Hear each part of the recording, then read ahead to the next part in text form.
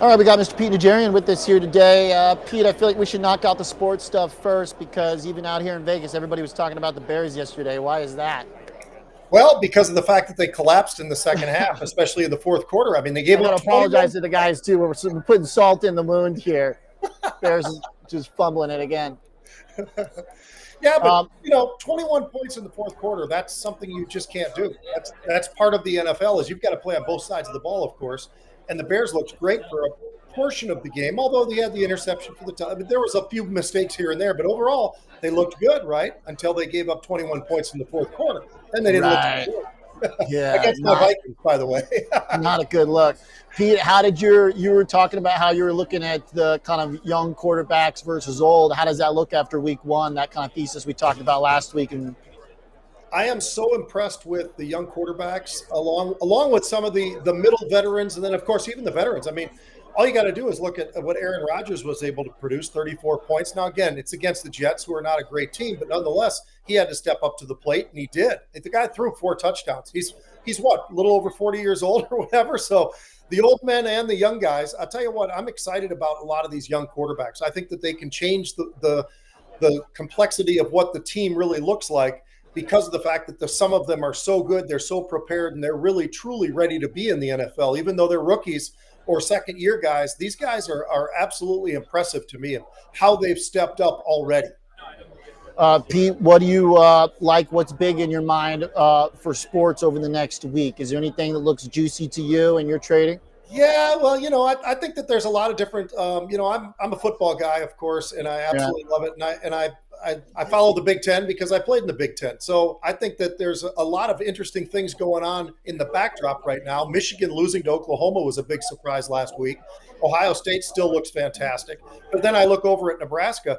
Nebraska's got some young players. Now, they haven't played anybody yet, but Nebraska's got some young players that I think really could step up and turn them into a team that are they going to go undefeated? Absolutely not. But are they a team that is on the rise that I think is going to get higher into the Big Ten by the time the end of the year comes?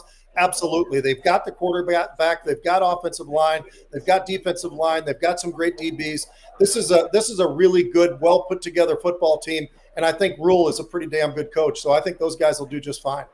All right, Nebraska at 99 cents right now versus Houston Christian. Hey, there's always 1 cent to ring out, I guess. Right.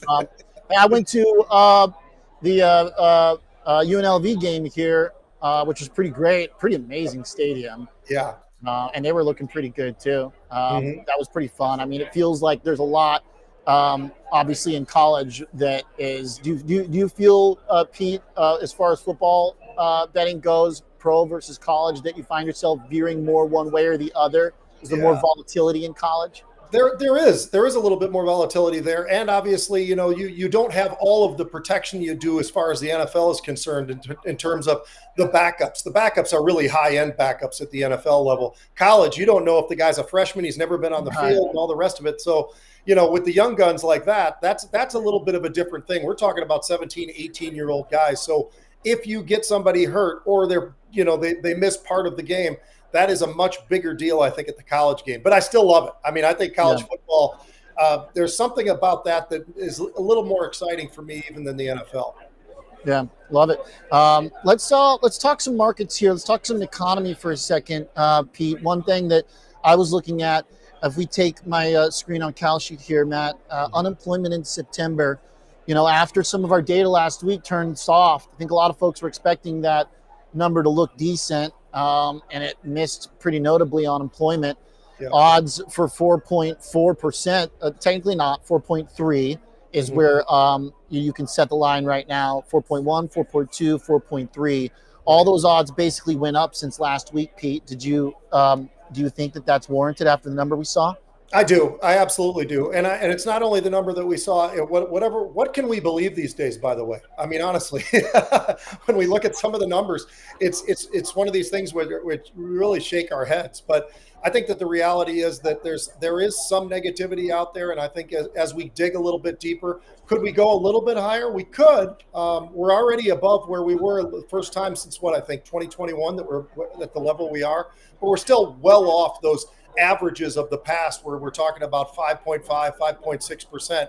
We're at a 4.3 right now. Should you worry? No, but I think that we got to keep a pretty close eye on it. Yeah, the possibility that it goes down, notably, is very close to zero here. Kalsh is saying it's going to be above 4.1%, at least at 95%. I know that a few of the other things we talked last week, I wanted to check in with you on, Pete. Tesla versus the precious metals. Which of those trades is more interesting to you this week? I always like the Tesla trade, of course. I mean, it's just exciting. But I think that the reality is, this is the Burl Ives trade, because you've got silver and gold, and both of them have been ripping to the upside. They're up 41, 42% on the year to date. So pretty daggone impressive. And we continue to see even more option activity coming into gold right now. We see a lot less in silver, but gold, the GLD specifically, has been a great tool. And it was trading a little bit below 340 today. But they came out and they decided to buy 80,000 of those calls, and they spread it off by selling the 355s. It's a $15 call spread to the upside 80,000 times. I think they're looking for this to continue on. The fact that gold has already had a great start to the year is pretty impressive. But I think that what we're seeing right now is they're expecting gold to continue to move to the upside. And we're not that far from 3,700 yesterday, and we weren't that far today. We pulled back a little bit, but I do think that we're going to see gold get up there and actually get through there, probably not too distant future from now. The gold move is very impressive, especially considering all the call buying that you mentioned. If we look at my platform here to look at this GLD chart that exploded higher, give some context to those strikes Pete was talking about. We're at 334 right now. And Brent's analysis from the spot gamma flows data also shows, as we've looked at several times in the last couple of weeks, that there is significantly more upside call buying and positioning generally in gold, even than there is in the broad market when you look at things like option skew and other metrics. So I guess that's just what happens when you get a breakout move like that, Pete. Or, how come we're not seeing the same type of confidence in the stock market?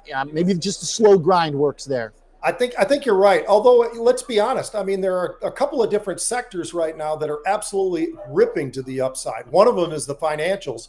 And I think a lot of that has to do with my biggest reason for why they're going up as well as they are. That everybody can have whatever they want for their reasons. But I'm going to say it's the investment banking side. And I continue to come up each and every day with John and I do this little podcast that we do.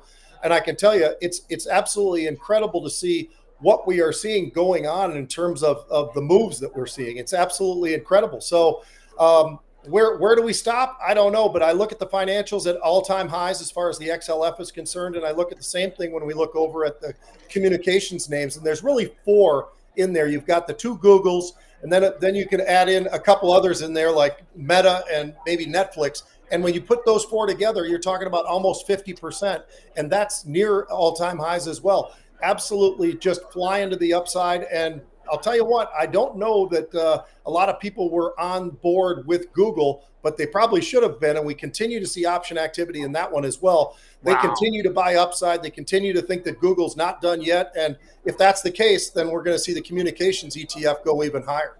Wow. Yeah, good eyes on that. Nice. Google, what a trade. Good eyes on that, maybe being a propellant for XLC to keep going. Big break out there. Pete, always great conversation, nice variety, good breadth and depth.